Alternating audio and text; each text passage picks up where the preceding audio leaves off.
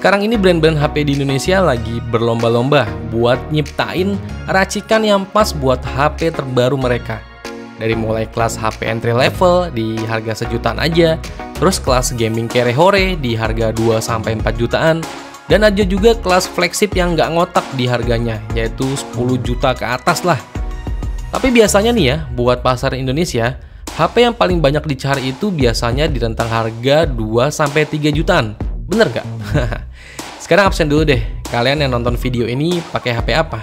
Dan ceritain ya, kenapa kalian pakai HP itu di kolom komentar, oke? Dan sekarang gue ada 5 rekomendasi HP terbaik yang harganya paling masuk akal. Jadi price to performanya itu seimbang. Ya udah, tanpa berlama lagi, ini dia, check it out.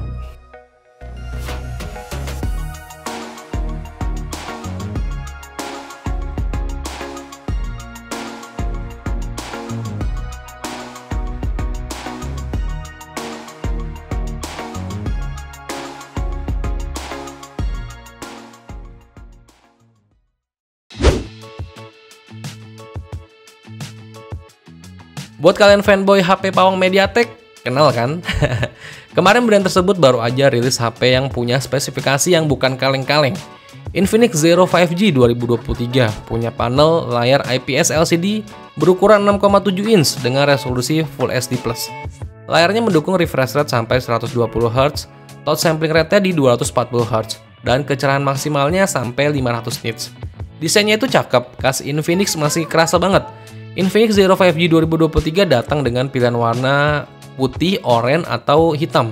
Terus di bagian atas layar ada satu buah lubang kecil atau pansol yang berisi kamera selfie 16 megapiksel. Sedangkan kamera utama diletakkan pada bagian belakang ya, secara berjejer dalam bentuk vertikal. Infinix Zero 5G 2023 mengusung konfigurasi triple kamera yang terdiri dari kamera utama 50 megapiksel, terus kamera makronya 2 megapiksel, dan kamera depth sensornya 2 megapiksel. Terus jeroan spesifikasinya, Infinix Zero 5G 2023 itu dibekali dengan chipset MediaTek, yaitu MediaTek Dimensity 920 dengan fabrikasi 6 nanometer. Performa Dimensity 920 di Infinix Zero 5G 2023 itu didukung dengan RAM 8GB dan penyimpanan internalnya 256GB. Terus HP ini juga punya baterai berkapasitas 5000 mAh dengan dukungan fast charging yang sampai 33 Watt. HP ini juga udah menjalankan sistem Android 13 yang dibalut XOS 12. Terus untuk harganya sendiri itu dibanderol dengan harga 3,5 juta aja. Dengan harga tersebut menurut gue Infinix bisa kasih racikan yang pas buat performa dan harganya.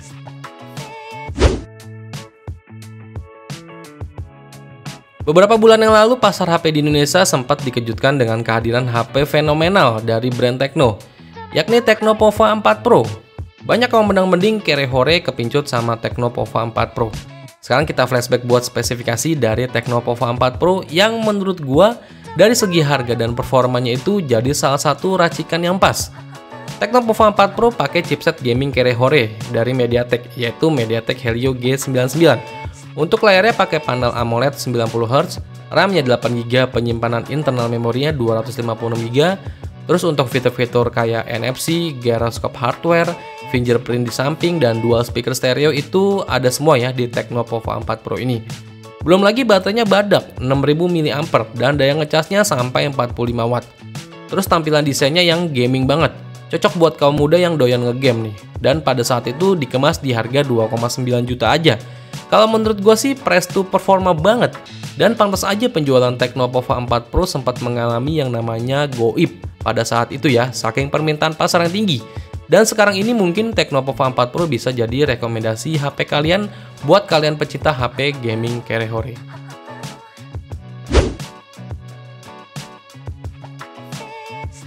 HP ini sebenarnya udah hampir mau 2 tahun umurnya, sejak perilisannya dulu. Udah pada tahu kan ya spesifikasinya? Intinya gaming banget buat harganya. Chipset Snapdragon 870, layar AMOLED 120Hz, baterainya 4520 mAh dan 33 Watt untuk daya ngecasnya. Udah gitu, sekarang harganya di 3 jutaan aja. Udah deh, nggak usah pikir lama. Ini HP recommended banget. Tapi kalau masih ada stok unit barunya ya. Kalau nggak ada ya sikat aja secondnya.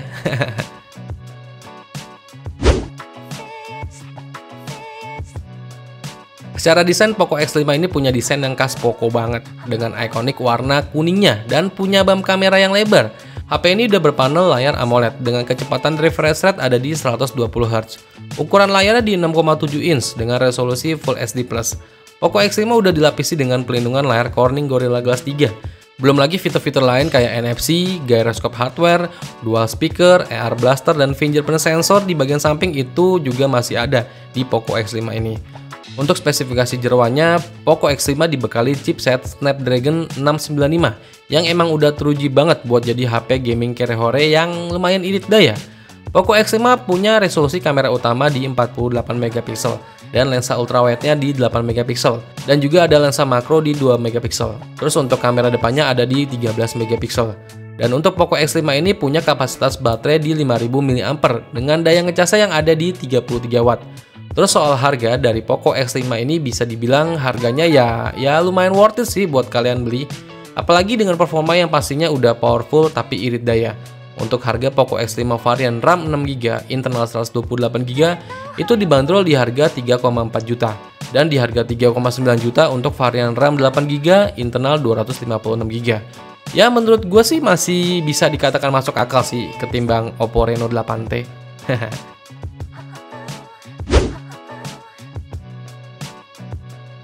Sebenarnya buat pasar Indonesia untuk Redmi Note 12 series ini belum dirilis ya. Redmi Note 12 Pro sendiri udah rilis resmi secara global dan di negeri perindavan kebagian duluan perilisan di awal. Tapi mungkin buat pasar Indonesia bakal jadi racikan spesifikasi dan harga yang menarik nih. Secara spesifikasi chipset yang digunakan itu dari pabrikan MediaTek, yaitu MediaTek Dimensity 1080. Yang dimana ini juga yang jadi chipset terbaru untuk diluncurkan MediaTek dan pastinya udah mendukung jaringan 5G. RAM-nya itu ada beberapa pilihan ya, yang nantinya akan menyesuaikan untuk harganya. Desainnya sendiri udah mengusung desain flat yang terlihat elegan banget. Terus untuk layarnya itu udah punya panel AMOLED 1B Color dengan bentang layar 6,7 inch, resolusinya Full HD+, dan punya refresh rate sampai 120 Hz. Serta juga ada beberapa fitur spesifikasi seperti HDR10+, Dolby Vision, dan perlindungan layar Corning Gorilla Glass 5. Terus untuk kameranya sendiri punya setup 3 kamera belakang yang masing-masing beresolusi 50 megapiksel untuk lensa utama dengan sensor dari Sony IMX766 dan udah mendukung OIS. Terus ada 8 megapiksel untuk lensa ultrawide dan 2 megapiksel untuk depth sensor dan satu lensa kamera selfie beresolusi 16 megapiksel. Baterainya sendiri berkapasitas 5000 mAh dengan daya charging yang mencapai 67 watt dan fitur-fitur kayak NFC, gyroscope hardware, dual speaker, AR blaster, dan fingerprint sensor di bagian samping itu masih ada di Redmi Note 12 Pro ini. HP ini diperkirakan sih akan hadir resmi ya mungkin di bulan-bulan Maret ini untuk pasar Indonesia ya. Dan sebagai gambaran aja untuk harga yang ditawarkan di India untuk Redmi Note 12 Pro varian RAM 6GB, internal memori 128GB itu ada di harga 3,9 jutaan. Terus varian RAM 8GB, internal memori 128GB itu di harga 4,3 jutaan. Dan yang terakhir varian RAM 8GB, internal memori 256GB itu dijual di harga 4,5 jutaan. Kalau di Indonesia juga kasih harga yang sama kayak perilisan di India sih fix bakal jadi HP goib di tahun 2023.